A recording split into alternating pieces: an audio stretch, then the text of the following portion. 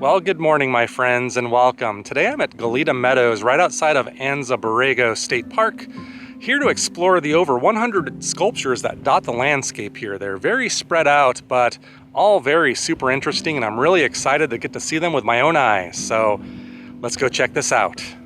Located near Anza Borrego Desert State Park in Borrego Springs, California, Goleta Meadows features numerous examples of detailed metal art. The sculptures started appearing around April of 2008 after local landowner Dennis Avery was interested in adding them to his land. Ricardo Braceda was commissioned to construct the sculptures, and today they number over 130. While some are based in fantasy, many of the sculptures are based on local animals and history of the area throughout time. So if you see those big mountains over there, that's where the main entrance is to Anza Borrego State Park. And in fact, I was over there hiking yesterday, and you can actually see this mountain in the foreground and the mountain in the background. There's a canyon behind there where there's a palm oasis that I explored. Really beautiful. This whole area is really beautiful. This is the area that Google Maps took me to, but there's lots more stuff way up and down this road, probably miles apart actually, and some things intermingled within the town of Borrego Springs. So all of the sculptures are not centrally located, but you can also see very sandy road. I rented a RAV4 over there, two-wheel drive though. I'm not having any issues. I don't think I'm gonna get stuck in the sand here. I think this is probably very appropriate for two-wheel drive vehicles. I've not heard of anybody having any issues here. One thing I'm noticing from the very beginning is the texture that these things have. Now, I'm not quite sure what this thing is. It looks like a sloth or something with like a baby on its back. But yeah, it's really impressive, all the little pieces of little metal strips they've attached to this to really give it all that texture. Really neat.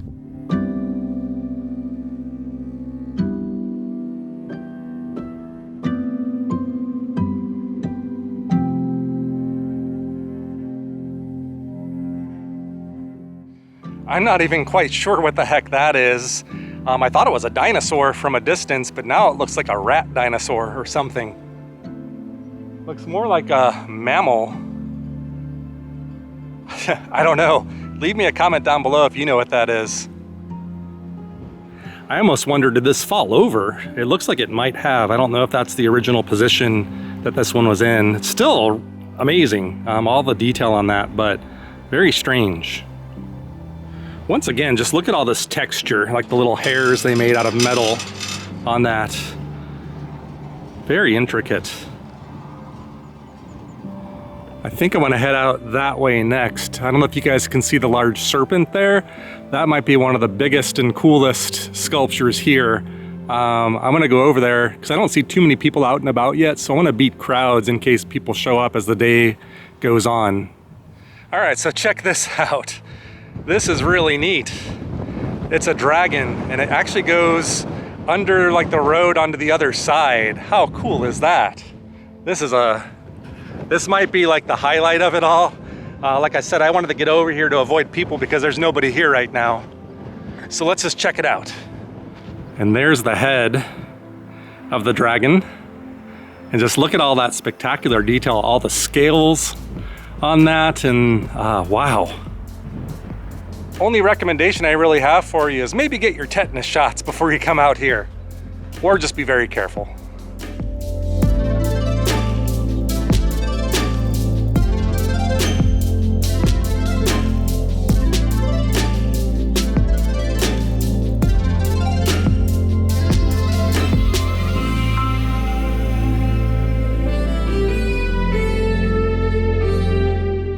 I mean, you see lots of metal sculptures in life, right? I mean, we got a lot of that in the Southwest, but this is next level stuff, guys. Look at that. When I was doing research on this place, I knew I'd be impressed, but nothing replaces being here in person and seeing it for yourself. You really just don't get a sense of the scale until you see this. And look at that. Roar. It's hard to get this whole thing in one frame. If not impossible with my camera equipment. We'll go take a look at the other side of the road really quick. Look at the tail. So what this looks like to me, this is the end of the dragon, the end of the tail. It actually looks like a rattlesnake's tail, doesn't it? You got all those little segments on that. How terrifying would that be? Like a rattlesnake dragon. That's the stuff of nightmares. So far, all of the sculptures have been amazing, but yeah, it's gonna be a little hard to top that, but don't worry, there's some really cool stuff that we haven't seen yet. So keep in mind, there's, I think, over 100 of these. I wanna say like 133 or so of these sculptures spread about, and I've only seen like 4 or 5 of them so far. They're so fascinating though, I love it so far. One thing that Amy found that is super helpful is this Google map that somebody created where they pinned all of the locations, the GPS coordinates of each of these things. Since you could see they're quite spread out. We're here next to the dragon, but if I zoom in, you'll see, I mean, they're all over the place, and I have not even been down here yet. I will put a link in the description down below to this in case you're out this way, but yeah, this is super valuable. So thank you, whoever did this.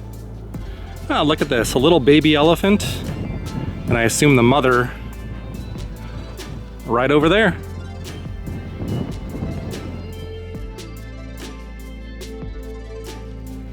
Just gonna show you from the cockpit here.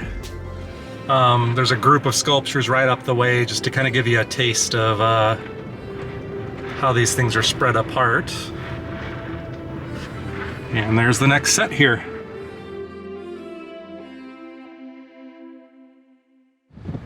That's pretty cool. We got some bighorn sheep out here and a lot of wind.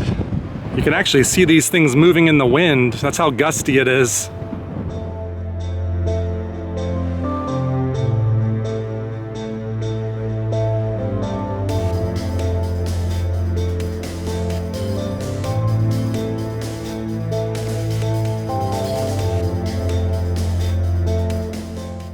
You know, now that I've seen a couple rams in real life, I would not mess with that.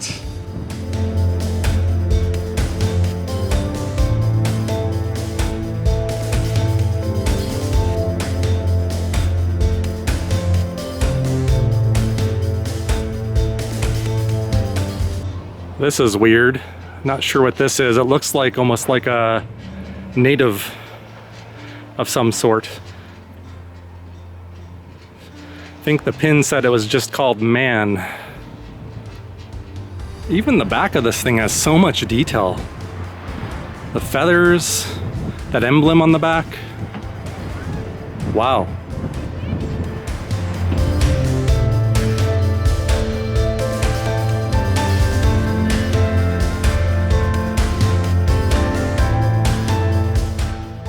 I just love how everything just seems to have a story of your choosing, but you know, you see families of animals and just weird random stuff.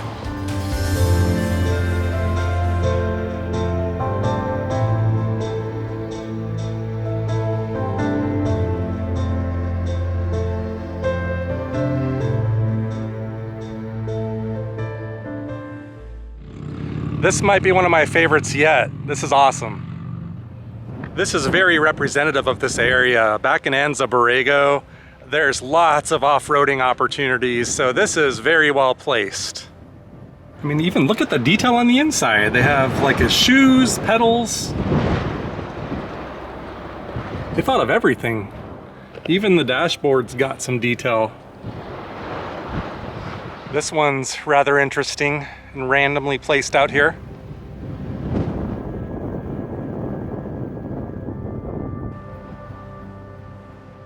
Alrighty, it's Amy's favorite. Bum bum bum. As scary as that is, it's still pretty awesome. All that detail. And one of the scorpion's favorite foods, I hear. Assume that's a cricket or a grasshopper or something like that.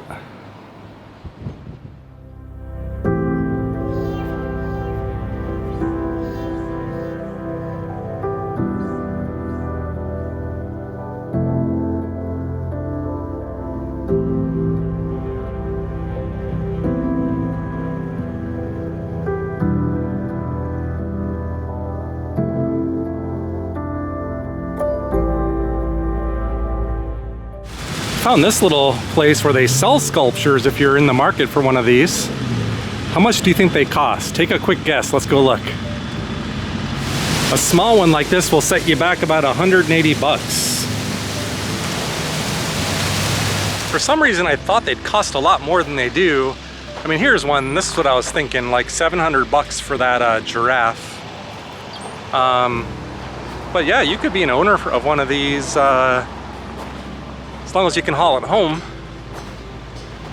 I think these small dinosaurs might be my favorite of the bunch. This one here and that one over there for $495. Let's take a quick peek in there. I think I see a price tag on that, so this one's probably for sale too. You could probably hang out in there. It's not as hot as you would think it would be. So right now I'm in downtown, I think, Barriga Springs. There's this roundabout here with this beautiful park. And right across the way behind me is where we were just looking at some of those sculptures for sale. But yeah, these sculptures that we're seeking out are spread all about here. And I'm gonna guess we might have seen maybe half so far. There's no way in heck I have time to go see them all, nor do I think you want to necessarily be bored with seeing every single one of them. They're amazing, but I don't want to spoil it for you. Definitely try to get out here to come see them yourself if you ever have a chance.